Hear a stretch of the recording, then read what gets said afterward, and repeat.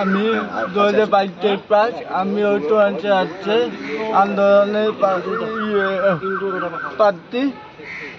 আমার একটাই হলো আমি শারীরিকভাবে প্রতিবন্ধী, কিন্তু আমি নিজের উপর নিজের লড়াই করে আছে, আন্দোলনে সামিল হয়েছি। কিন্তু আছে আমরা নোটিশ পাচ্ছি না। তার একমাত্র প্রধান কারণ হচ্ছে আমরা যতজন আছি সবাই কিন্তু আসছি না। যদি সবাই আসি তাহলে আমরা নোটিশ চালতেই হয়তো পেয়ে যেতাম।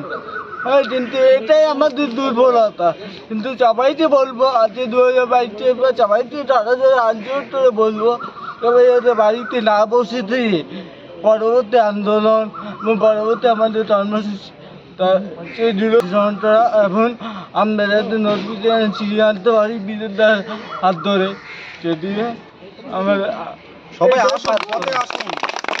একটা বলতে নেই প্রতিবন্ধী সে একা চলতে পারে না, সেও কিন্তু যেভাবে বিকাশ ভবনের সামনে নদিয়া থেকে এসছে, শুধু নদিয়া বিকাশ ভবনের সামনে যেভাবে টেনে হিসেবে তোলা হয়েছে, তো আমরা বলছি যারা বাড়িতে বসে আছো এই যুবককে দেখো, এ কিন্তু চলতে পারে না, তবু নিজের লড়াই আমাদের একটা ডাকে কিন্তু চলে এসছে।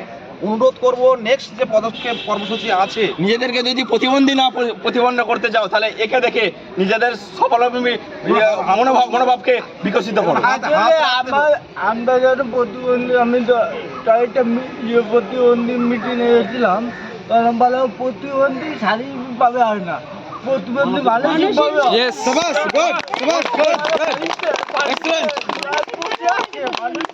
মানুষই অর্থময়ে, তাই ব্যর্থতা সমাজে আছে বর্তমানে, তাই প্রতিবন্ধী হিসাবে